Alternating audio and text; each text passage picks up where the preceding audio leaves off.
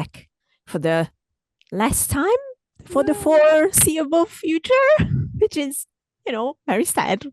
We really enjoyed this. So, so much. But all good things must come to an end for now. We'll be back for season 2. So, For now.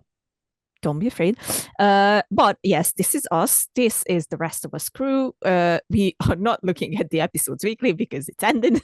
But Erika came up with a brilliant idea, and now we're gonna do that. So, I'm just gonna give Erika the place to tell you guys what's gonna happen. So my idea was to see if the Last of Us series, season 1, works better as a bingeable series, or if it worked better as the episode by episode, week by week. So we all decided we're going to binge watch it and put together some notes, generalizations, and some ideas as to what we think worked best for the series. And then we're going to give it an entire overarching rank of what we thought.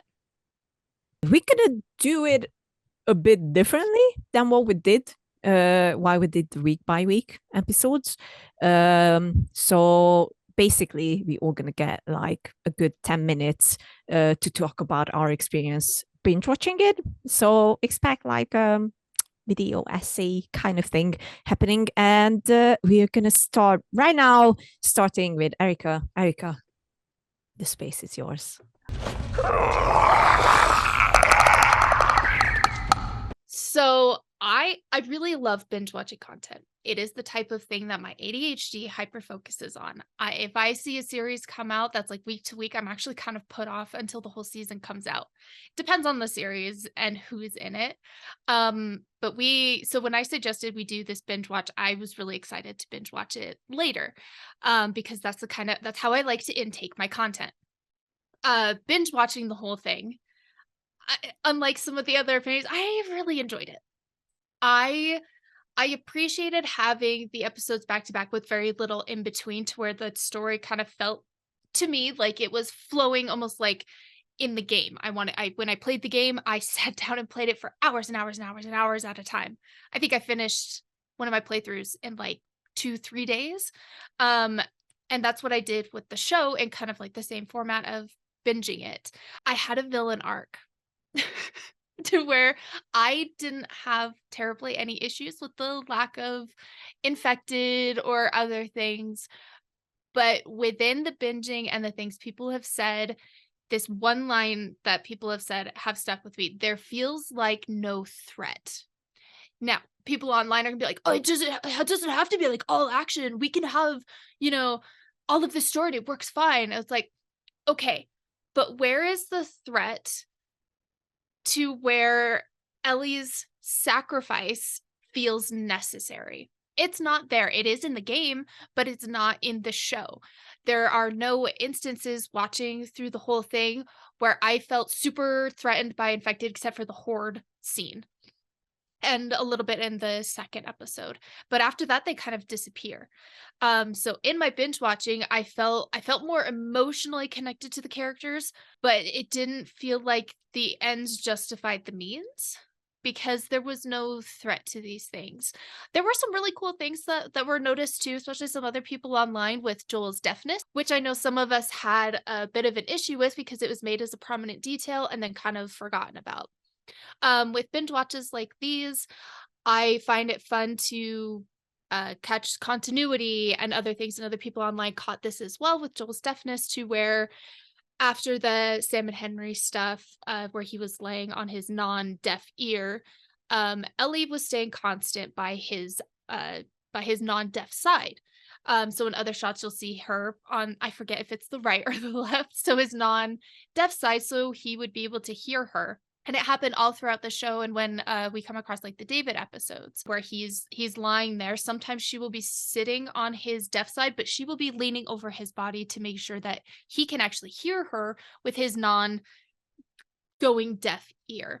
So I appreciated seeing those little continuity things continuing forward that I had just kind of forgotten about and thought they didn't do anything with.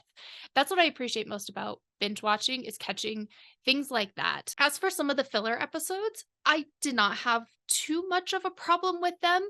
I did feel really sad about not having the DLC really, the fullness of the DLC, it did feel kind of empty, even though I really enjoyed the episode and how perfect it was to like what they did take from the game was pretty much shot for shot, absolutely perfect. But it felt a little bit empty to where I was like, it's missing something. And it was missing the flash back and forth to Ellie trying to get all of these things for Joel to help stitch him up, help him feel better. So that did feel a little empty. I really did enjoy binging it more. Obviously, they're not going to change their format to like just, hey, we're going to release season 2, part 2 all in one, because it's not something they're going to do because of this whole week by week, the massive amount of views that they get and the money that they get, but also the sense of community. Us three here seriously enjoy talking to each other week by week. We have a little group chat on the side where we just will send stuff to each other, talk to each other about it. It feels a little bit like the old Game of Thrones days, to where when the episodes came out, you had little parties, made content. Like it was one of the greatest times in television history, in my opinion, before season 8, which was seriously lucky. But moving on, it was really nice having these conversations, and it opened my mind to some of the things that like I was feeling, but my brain couldn't quite articulate, which Nick did several times through his podcast, where you can see my face just going, yeah, that. And that's what I've loved about this week by week, but I also prefer binge watching. But I really enjoyed the opportunity to do both and solidify my thoughts and feelings. Episode 1 is still my most favorite episode. Just so chef's kiss perfect. So all in all, I'm going to give the series an 8 out of 10 because I severely loved it. And I'm excited to see the improvements for season 2. Nick, it's your turn now. Let's hear it. Watching the series weekly was certainly an experience. And now that it's all sort of available and we can binge watch it, that was really, really different for me.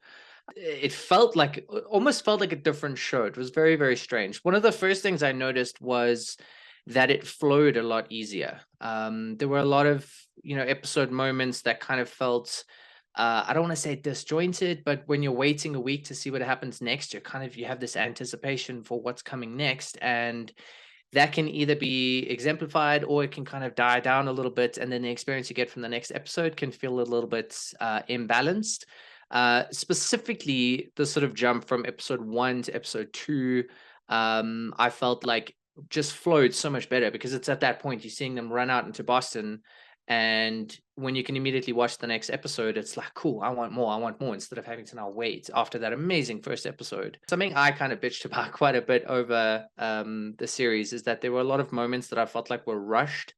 There were a lot of key moments that I felt like were just glossed over, and they just did them super quickly. I'll nitpick this moment again, but in episode 1, where Joel and Ellie meet for the first time and Joel sees Marlene, that is like a pretty crucial scene in the game and in the series. And that scene felt like it was like Joel walking into the room, seeing Ellie, then he sees Marlene and he's like, what are you guys doing? And Marlene's like, I need her smuggled. And then she's like, I've got a battery for you. And Joel's like, okay, we'll do it. And it was like this super quick scene. And it didn't really make much sense. There wasn't really any stakes there or any kind of tension. So kind of seeing that roll straight into episode 2 kind of felt like it was telling a story at like a quicker pace, which made a little bit more sense. And then, without the breakup of a week between episode 1 and episode 2, I felt like that kind of made a little bit more sense. And there were a couple of moments like that throughout the series that I felt like these moments were rushed through really quickly, but the story's kind of moving along really quickly. So I enjoyed that kind of flow and that change. Don't fuck this up. Please. And thinking about The Last of Us, it's 9 episodes. We've been talking about this show for just over 2 months, which is interesting. If it was released all at once, we'd maybe be talking about it for 2 weeks. Like it would depend on how quickly people finish the series and things. But I felt like it kind of strengthened the public opinion of the show, because we were talking about it for so long, instead of it just being like, cool, it's done. I remember sort of like Stranger Things season 3 coming out, and all of it came out right away. And I think I watched it in one go. Huge Stranger Things fan. But But that whole thing was done after one weekend, like it was cool. Let's move on with our life. But The Last of Us stuck with us for a while. And I think that helped with a lot of people. And I think specifically people new to the show who didn't know what was coming next. It was like, I got to wait a week to see what happens next.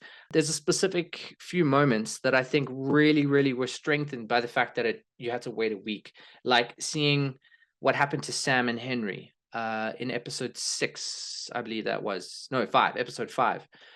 Seeing what happened to them, and then you got to wait a week to see what happens next. Like that was brutal. And to have to wait to see what happens next, I'm sure if you didn't know what was going to happen next in the story, it must have been devastating to wait for.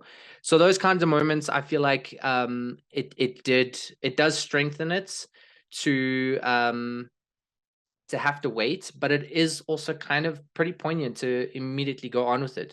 One thing I noted as well was like in the game where Ellie defeats David, she like takes that machete and just pounds his head in, and immediately it cuts to black, and then immediately it cuts back in, and you're in Salt Lake City, and you've got to keep going on with the game because and I feel like that works. It's got this sort of narrative resonance because Ellie and Joel, they have to keep going. They don't have time to just chill. So I think binge watching this also kind of makes sense to that extent as well.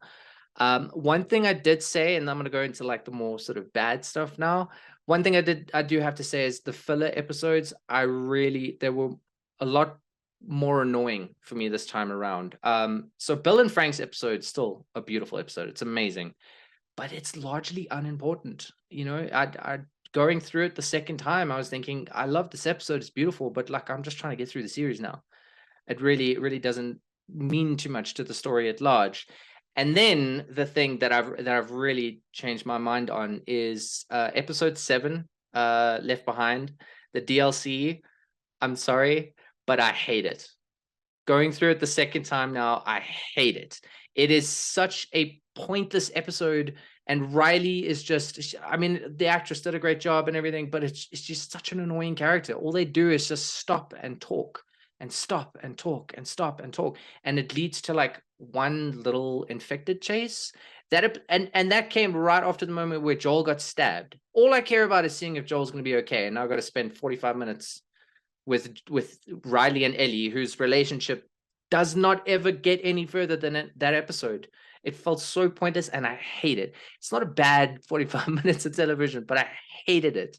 I just wanted to skip it, honestly. Another thing that stood out was what Lily's been bitching about the entire series is the lack of action. The lack of infected was so much more noticeable binge watching it. And I actually was paying attention to this. We only ever see infected in episode 1, where you obviously got the outbreak, but then we only ever see them again in Boston with Tess and in Kansas City. We don't see them anywhere else. Ellie's mom does get chased by an infected, but that could also be in Boston, but we don't see any of them in Jackson or Colorado or Salt Lake City. So it very much feels like, yeah, sure, you're trying to say, that we've got to get Ellie to the Fireflies to make this vaccine to save everyone. But what are they trying to save everyone from? There's no infected around. This isn't dangerous at all. And one thing I think really could have strengthened the show is just when you're doing a scene, it doesn't have to be action sequences, but have a scene where like Joel's removing the knife from a clicker's head, and then he says, we have to keep moving. Then you can do the scene as it is in the show. Just show us the threat. It's something I said in one of the other episodes. The reason Jaws is scary is because you don't always see the shark, but you see the shark fin. So it doesn't have to be attacking you all the time, but it needs to be there. So that's a big thing for me. Overall, though, I still really enjoyed the series. I initially was going to give it a 9 out of 10, but rewatching it and finding the lack of action and infected annoying, and those filler episodes annoying. Left Behind, I'm so sorry, but it's I hate it now. It's not like I said, it's not a terrible episode or anything. I think I gave it a 7 out of 10. I'd probably give it like a 6 out of 10 now. It's nice, but it just wasted so much time. I really didn't like it. So it kind of downgraded my review of the whole series. So I give it an 8 out of 10 for everything. It was still really enjoyable, but I think there's definitely a lack of potential, or opportunities missed in the series. And then favorite episodes definitely has to be episode 1, which was just incredible, and episode 8. I really like what they did with David. How did you put it? Huh? Tiny pieces. And that episode, I loved it. So episode 1 and 8, my favorites, and 8 out of 10. It's time for my end of the review after binge watching the series. I'm going to read most of it, so it's going to sound different than Erika's and Nick's because they are just great and they can do it just like that. And I can't. So bear with me. All right, where to begin? The Last of Us. A game that proved once and for all that games are not only about violence and blood and gore, but they are incredibly complex stories with a deep look into human emotions at their core. I think it was inevitable to get an adaptation available for even more people at one point or another. The first thing that came to mind as I was binging the series was saying a big thank you to the creators for choosing to adapt it into a series instead of a movie. Putting Ellie and Joel's journey into a single movie or possibly a trilogy would have been a big mistake. Mostly because of the time limit that it would have given them, but also because of the amount of things they would have been forced to leave out. However, the series was also something they shot themselves in the leg with. In the game's core is the relationship that builds up between Joel and Ellie as they try to get to the Fireflies. All the people they meet along the way, all the dangerous situations they get in are building up and serving the father-daughter bond everyone loves so much about this game.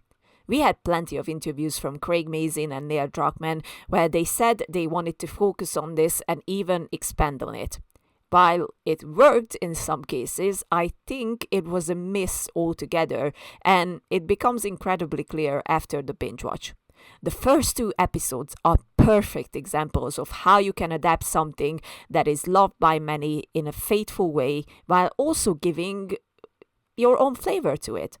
That cold open with John Hannah is still one of my favorite added parts because it immediately brings in this incredibly unsettling feeling, this dread and fear gamers all experience while playing the game.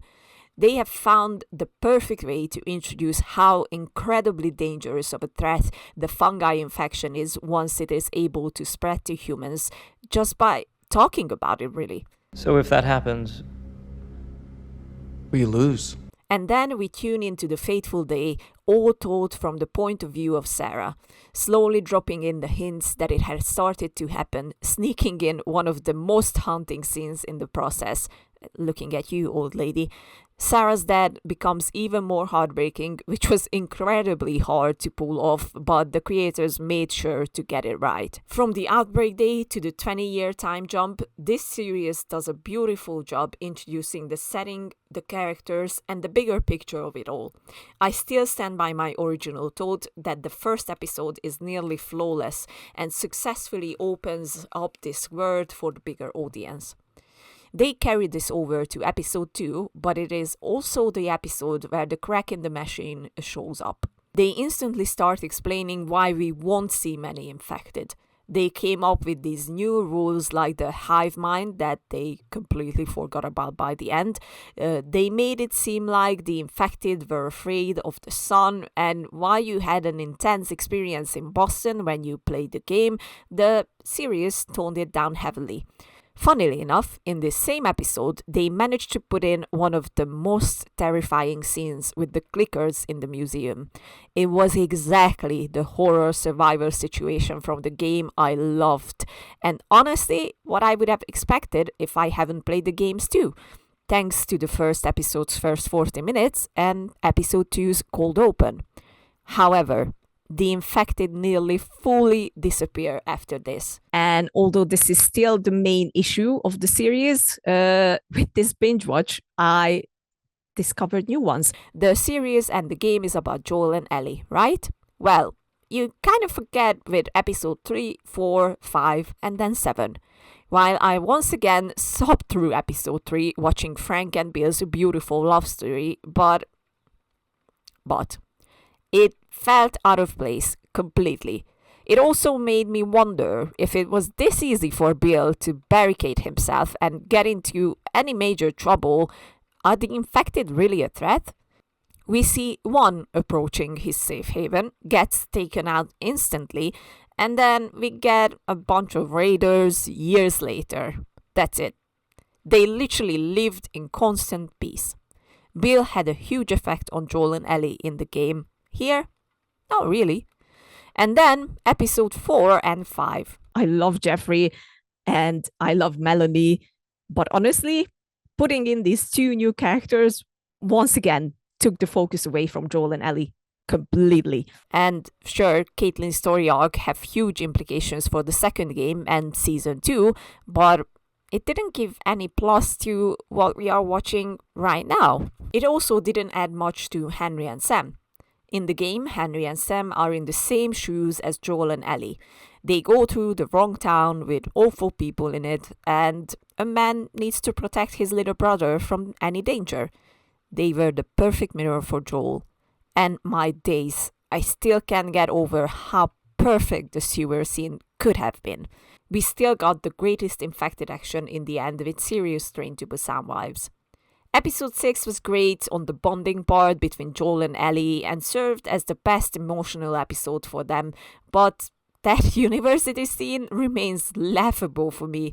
Yes, even after the binge watch. At this point, it was also glaringly obvious that the series was so focused on the character building that they forgot one of their main elements, which was the action and the horror.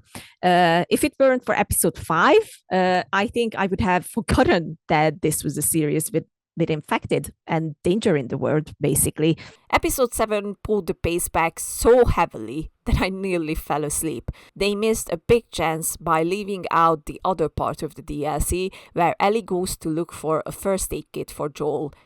This storyline definitely didn't need an entire episode.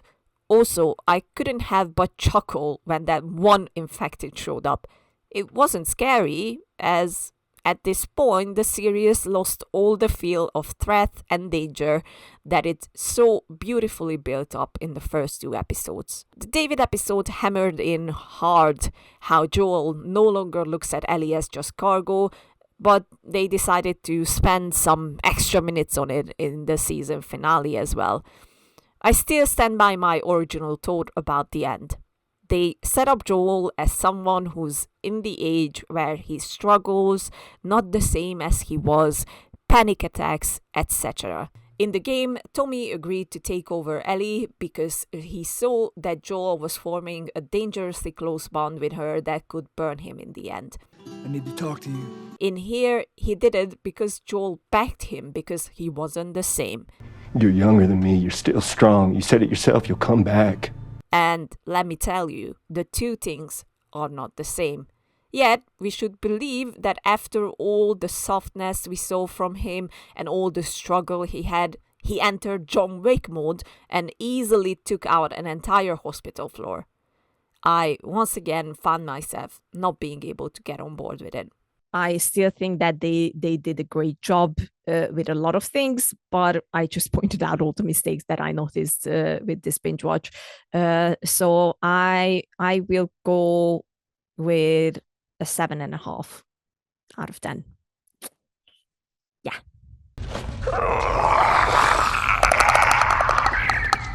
In 1 or 2 sentences, what do you expect from season 2? Nick, you go first. What I expect, or I don't know what I expect. What I expect. I mean, I expect them to do kind of the same as what they did with season 1, where they're gonna largely follow the same story. I do expect them to give us a little bit more action, a little bit more infected. I don't see them skimping on that as much as they did in season 1. I think they will listen to the audience. In terms of what I'd like to see, we briefly discussed now how The Last of Us Part 2 was controversial and there was a lot of people who were upset about it. I really hope that the creators of the series have the balls to say, we're going to make it like the game is. We're not going to be scared of what people might say about things like that. And I would love to see the brutality, the hatred, because the first game is all about love and enduring and all that kind of stuff. The second game is all about hate and revenge. So I hope that they really, really hammer down on the hatred and the brutality and everything like that. One thing I would also love to see, a quick little mention, is Abby. I cannot wait to see Abby. I think she's an awesome character. I hope that she is just as jacked as she is in the game, because that is a specimen of a woman. She is so ripped. And as soon as you see her with that sleeveless outfit that she has in the game, I think when I played that part, I think I said every 7.5 minutes, this chick is jacked. And I love Abby. She's so badass. She's amazing. So I hope that they find someone who's as ripped as that, and portray that, because I think it's important for a female character to also be big and bulky. Yeah, I Instead agree. of always being slender. You look at video game characters like Lara Croft and all the others. They always slim and not necessarily always have to be sexy, but they're always slim and small and petite. I mean, Abby is just a bull of a woman. So I hope that she is portrayed like that, because I think it's an important message important for representation. women as well. Yeah, It's important representation. That's the word. Thank you. I agree. So I hope we see that as well. But that's what I want to see for season 2. But I have high hopes. I will say that. Do you have someone in mind for Abby? In terms of physique, I was thinking about this. I was going to use an example. So there's a wrestler. Her name is Rhea Ripley. Yeah, yes. She is like a Spartan woman. Like she is just like, that is like, in terms of like built athletic physique, Rhea Ripley is exactly what like I think Abby would look like in real life. Erika, what do you expect from season 2? I expect the pacing to be better and not as quick, because the expectation now that there are multiple seasons is now the episodes they're probably going to be about the same amount of time, but I expect the story to be told longer, if that makes sense. The pacing is going to make more sense and not be so fast paced. This is an expectation that I want, but it's something I think is going to happen. Is they're going to change the way the story is told, not in like the story itself, but in the order it's told. I kind of hope not, but I do kind of expect that to happen. I don't know if this girl would work as the actress, but she's in The Mandalorian. It's Katie O'Brien. Oh, yes. I Yes. love it if she was Abby. Yep. I am in love with her, like deeply in love with her. And I think she may be too old to play somebody that's in their 20s. She even looks a bit like Abby. Yeah. She kind of does. She's got the that is square perfect. jaw. She's got the perfect physique. And we've seen her do some amazing acting. And I think she would be fantastic at exuding that hatred and revenge. I think she'd be perfect. I agree. But I have a feeling That's they're going to a good pick choice. somebody else. But I think I would fan cast her. Yeah, that's a good choice. Great That's a good choice. Yeah, you need more infected. That's What? that's. I know it's a surprise coming What? from There me. was so many. I know. I never had so expected many. Billy to say this. I This know. is mind-blowing. I know. No ways. Oh my Next god. thing you're gonna say you want more action as well? Jeez. Oh my god. How did you Oh know? my word. Me? Nah. Look, the same thing I said about season 1 is true here. It doesn't have to be action all the time with the infected. We just need to know that they are fucking around, and you should be scared of them, and you should be scared of going out into the world like how they did in season 1 without any worry, basically walking through cities, walking through woods, walking through everything. That needs to go away. 2 things they had to nail. Lev. It needs to be the same actor. Just Who? putting it out there. Lev. Oh, I Lev. agree. Lev. Yeah, It needs that would to be be. great. Well, was it the same? Well, because for a lot of part 2, a lot of the mocap actors were not the same the as same. the. It was Is the it same. the same? likeness, Yeah. It's the same. Well, then And why it- not? It needs to And be it the is same. it is a transgender actor and everything. So it needs to be So the same. that would be really cool, like the way they did Merle Dandridge as Marlene. I think Exactly. it would be great. I don't know what Liv's character's name is, but I would love to see them cast in the series. It would be Hell really yeah. cool. Lev is played by Ian Alexander. So they need to bring back Yara Victoria Grace, because same actor behind the voice and the motion capture and the face we see on our screen. So please bring them back. And the other thing is, Oh, that's right. It totally is Nailing- the same person. it is nailing Abby. My choice, and I said this once, and I will say it again, Florence Pugh. Oh, Florence Pugh. Yeah. I can totally playing see that Abby, working. right. Though. because I could totally see that working. she would nail it. She would, and I believe she would get that buff for the role easily. I think so too. Even if she did, she's still a bit small. Oh, I She's think she not can that easily small. get jacked. Yeah. She can get muscular, sure, but I don't know. She would nail it though. I think she would be a great Abby. Did you She see would. Fighting with My Family? Yeah. Oh yeah, that's right. The rest of But have you seen Abby? Lev was at the Last of Us premiere, by the way. So Yeah. Really? yeah, Lev was at the Last of Us premiere. That's what I want for season 2. And they said I would love to reprise their role at the video for season 2. Many times, so yeah. It's out there. And if they don't go with Ian for Lev, Ian should be playing Lev. Done. Ian was fantastic in part 2. So good. All right. So these are our expectations for season 2, and this was our review of the whole series after binge watching it. And we're gonna see you when season 2 comes out. That's for sure. But who knows? There might be some surprises in the bag. You never know. You never know. You never know. You The can last never time we know. said that, we pulled out Nolan North. So That's true. That's true. Also. No, I'm joking. I for the close-up of this episode, before Erika does the promotion, I want to hear what you wanted to tell me. Oh, Lily was right. Nick, Lily was right. come on, say it. Lily was right. Lily was right. Lily was right. Lily was right. Hate it when you're right. Lily was right. I'm sorry. Just deal with it. That's so good to hear. Again, at least she's modest about it. I am. The humbleness exudes. It doesn't mean I don't like the series. It's true. We should put that on a t-shirt. And when we do season 2, we're gonna wear it. Do you wear that shirt every single episode? Yes. But you're gonna wear the shirt that says that Lily was right. We should get it tattooed. Lily was right. Lily was right. on our foreheads. All right, so you are watching this on CouchSoup. Shocker. So since we are technically done with the show, there's a lot more things that are coming down the pipe. Like there's a lot of shows on Twitch, things coming here, other shows that are in the works. So make sure you subscribe to CouchSoup for those details as soon as they come out, and be involved in things that are going to possibly be exclusive to members only, or come out early there and then here.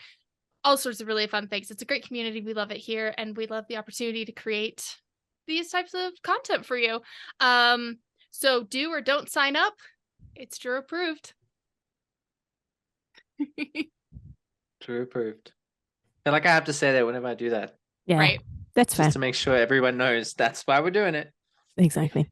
And possibly for the last time in a while, Endure and Survive. Endure and survive. Endure and survive.